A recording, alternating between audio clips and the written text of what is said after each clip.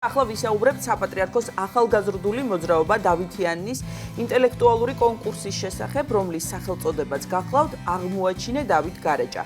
პროექტში თბილისის 11 სკოლა მონაწილეობდა, მიზანი კი გახლავთ მონაწილეებში დავით გარეჯის სამონასტრო კომპლექსის შესახებ ცნობიერების ამაღლება. თემაზე სასაუბროდ შემოგვეცნენ კოტე სვანაძე, ახალგაზრდული მოძრაობა დავითიანის პრეზიდენტი, მარიამ ბრეგვაძე, 91 სკოლის მოსწავლე და ეკა ხოფერია პროექტის კოორდინატორი. მოგესალმებით, მადლობა კოტე, ეკა და მარიამ ჩვენთან სტუმრობისთვის.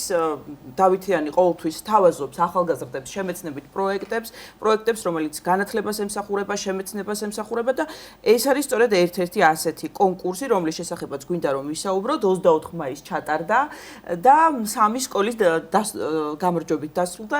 კოტე, თქვენგან დავიწყებთ.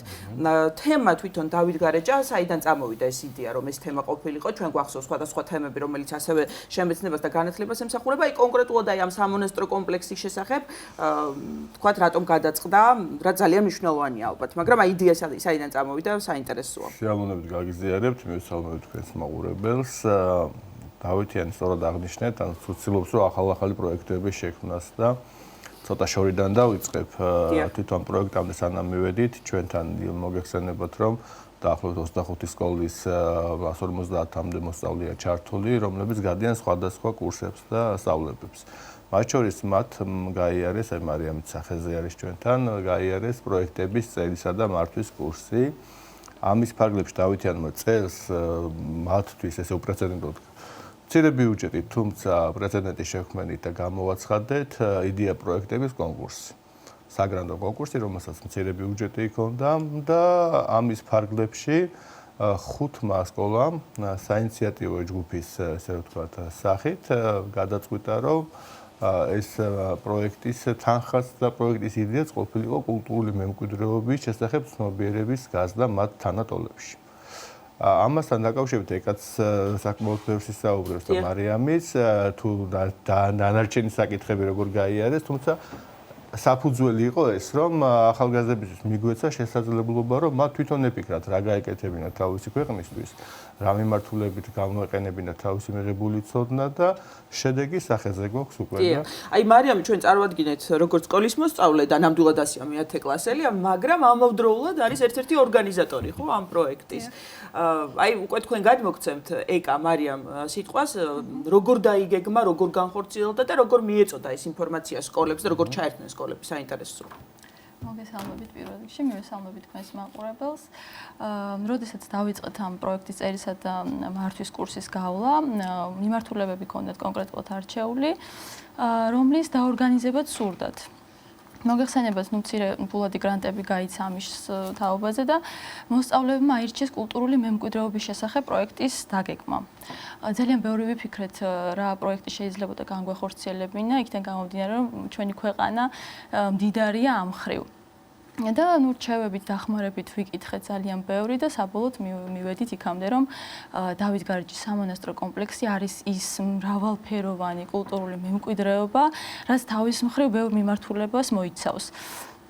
მათ შორის არის სამწერლობო სკოლა, ხო, დავით გარეჯის ფრესკები, უნიკალური შედევრები ნამდვილად და თვითონ მონასტრების რაოდენობას. და ვიფიქრეთ, რომ ეს თემა ისეთი იქნებოდა, რომელზეც ბევრი შემეცნებითი რამ შეიძლება მოსწავლეებს მიეღოთ. საბოლოო ჯამში ეს დაორგანიზების ეტაპი მთლიანად ეკუთვნით მოსწავლეებს, გეგმა გაწერეს, იმუშავეს იმაზე, თუ რა უნდა ყოფილიყო მიზანი, რომ ცნობიერების ამაღლებისთვის მიგვეღწია მოსწავლეებში, ახალგაზრდებში. რა თქმა უნდა, ეს არ იქნებოდა რაღაც განსაკუთრებული დიდი წვლილი, თუმცა ჩვენი მცირე დადებითი წვლილი ვფიქრობ, რომ შევიტანეთ ამაში და ისეთი დაინტერესება მოყვა, ანუ იქამდე გამოვიკითხეთ, რამდენად იცოდნენ დავით გარეჯის შესახებ რამე ინფორმაცია, დიახ. და აღმოჩნდა, რომ ეს ის თემა იყო, რომელზეც ბევრი არაფერი არ იცოდნენ და სამწუხაროდ კი. და საბოლოოდ მოკლედ კითხვების თავად შეადგინეს ემუშავეს იმაზე, თუ როგორ უნდა ყოფილიყო მთლიანად ეს მადლობა მინდა ვისარგებლო და მადლობა გადაუხადო ქორწიად მერიოც, რომელმაც დაგვითმო სივრცე, შესანიშნავი სივრცე და მოსწავლეებმა ესე ვთქვათ განალაგეს ის თავისი გეგმა, რაც სურდათ და ძალიან კარგად ჩაიარა ამ ღონისძიებამ, გამარჯვებულიც პირველი, მეორე, მესამე ადგილი გვყავს და თემატური და ლოგიკური ალბათ, რომ პრიზი გახლავთ დავით გარეჯში, ესე თქვათ, ერთდღიანი ექსკურსია. გამარჯვებულები ვინ არიან აი ესეც? გამარჯვებულები გახლავთ 77 სკოლა, 45 და მესამე ადგილის მფლობელი არის მეხუთე სკოლა. ძალიან კარგი. მარიამ, თქვენ რო გითხრათ თქვენი მხრიდან, აი როგორც ორგანიზატორი თავს როგორ გრძნობდით ამ ამპლუაში, რამდენად რთული იყო მე-10 კლასელი მოსწავლისთვის აი ესეთი რთული პროექტის ორგანიზება. ერთ-ერთი ორგანიზატორი ხართ როგორც. რთული იყო, რა თქმა უნდა, მაგრამ იყო ასევე ძალიან საინტერესო, რამაც გადაწონა ეს სირთულე. ანუ ძირითადად ჩვენ ახალი თაობა უფრო დაინტერესებული ვართ საზღვარგარეთის მიმდინარე პროცესებით, მათი კულტურით და ასე შემდეგ და თითქოს სამწუხაროდ რაღაცნაირად მეორეხარისხოვანი გახდა ქართული მდიდარი ეს ჩვენი კულტურა, რელიგიური და ისტორიული კულტურა. და ჩვენი მიზანიც ეს იყო, რომ შეგვეხსენებინა ბავშვებისთვის და გაგვეღვევინა ინტერესი, რომ ქართული კულტურას შეესწავლათ. რაც ჩემი აზრით გამოგვივიდა, მიზანი შესრულდა, იმიტომ რომ აი აღფრთოვანებული ვიყავი ბავშვებს იმ დონეზე კარგად ჰქონდათ შესწავლილი, ყველა სკოლამ ძალიან მაღალი ქულები აიღო, გამარჯვებულებმა რა თქმა უნდა განსაკუთრებით იწვალეს.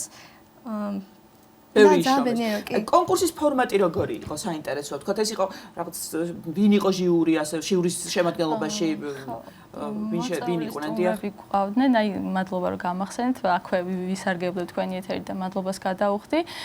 ბატონი გიორგი კალანდაძე და ზაზა სხირტლაძე იყვნენ ის ადამიანები, ვინც დაგვეხმარნენ აი ძალიან წარმომადგენლობითი და ესეთი მაღალ კომპეტენტური ჟიური ყოლია. განსაკუთრებულად მადლობა მათ, იმიტომ რომ აი ეს მცირე მასალა რაც გვინდოდა რომ ჩვენ მოსწავლეებისთვის მიგვეწოდებინა მოგეხსენებათ დიდი მასალა და ძალიან ბევრი ინფორმაცია და გვინდოდა რომ დაარსებიდან დღემდე აი რაც გაიარა დავით გარეჯის სამონასტრო კომპლექსმა ის პროცესები ასახული ყოფილიყო ლიტერატურაში და მრავალთვის უდაბნო ასეთი მცირე წიგნია რომელიც მოსწავლეებს გადავეცით და სწორედ აი ამ წიგნიდან მოხდა კონკრეტული კითხვების დამუშავება, მოსწავლეებმა მასალა დაამუშავეს, ჩვენმა ორგანიზატორებმა კითხვები, ბატონმა ზაზამ ჩაგვიგდო ის ხელოვნების ნიმუშები და ფრესკები, რაც ასევე თვალსაჩინოებისთვის გადავეცით, რომ კითხვებში ყოფილიყო, რომ მოსწავლეებმა არა მარტო შინაარსობრივი ინფორმაციული ნაწილი იცოდნენ, არამედ თვალსაჩინოდაც ჰქონდეთ წარმოდგენა დავით გარეჯის შესახებ. უფროს კლასელები იყვნენ ძირითადად ჩართულები თუ მე-10 კლასის მოსწავლეები, დავითიანში ჩართული მოსწავლეები, ჩვენთან 25 სკოლა არის ჩართული, 5 სკოლა იყო ორგანიზატორი და დანარჩენი 20 სკოლისთვის ჩატარდა ეს. კერძო სკოლები არიან ჩართულები? ფათაშორის ყავს ერთი კერძო სკოლა შავნობა და რომელიც მონაწილეობს, მაგრამ თვითონ დავითიანის მიზანია რომ საჯარო სკოლებთან უფრო მეტად ითანამშრომლოს. კერძო სკოლას მეტნაკლებად აქვს შესაძლებლობა და გარკვეული გამოცდილებას, რომ უფრო მეტი შესაძლებლობა მიწეს ახალგაზრდებს. საჯარო სკოლაში შედარებით მოკლებული არის ეს არაფორმალური განათლების სივრცე, შესაბამისი შეხვედრები, ტრენინგები და ამიტომ ჩვენი რესურსი უფრო მეტად იხარჯება საჯარო სკოლებზე.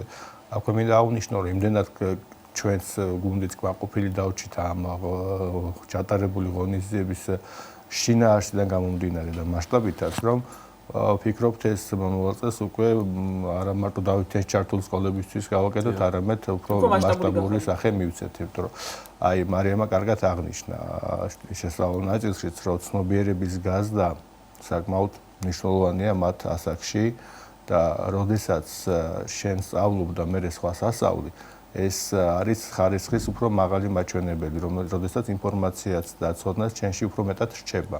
და სწორედ ეს გზა გაიარეს, მათ დაამუშავეს ეს წიგნები, მოწოდებული ინფორმაცია, შემდეგ ეს უკვე რამდენიმე კვირის განმავლობაში პრეზენტაციების ჩაუტარეს თავის თანატოლებს თუ რა უნდა მომზადებულიყვნენ, საკმაოდ დიდი შრომა გაწიეს და ვფიქრობ მარიამისთვის ეს მის კარიერაშიც კარგი გამოცდილება იქნება, კი.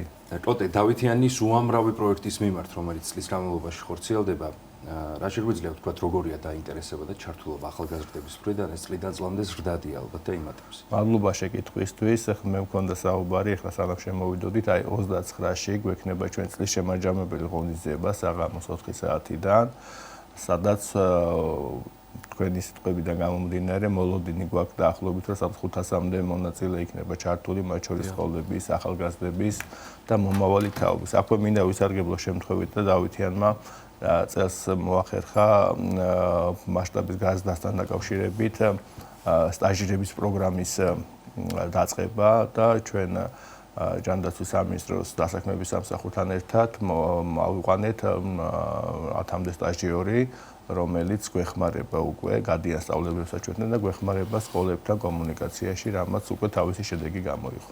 ძალიან დიდი მადლობა, წარმატებებს გისურვებთ. დიდი მადლობა მოგზაურობისთვის. და ვეტყვით მაყურებელს, რომ ჩვენ გადაცემის სტუმრები იყვნენ კოტე სვანაძე, ახალგაზრდული მოძრაობა დავითიანის პრეზიდენტი, მარიამ ბრეგვაძე, თბილისის 90-მე სკოლის მოსწავლე და ეკა ხოფერია პროექტის კოორდინატორი. კიდევ ერთხელ დიდი მადლობა ყველას და მადლობა ჩვენს მაყურებელს.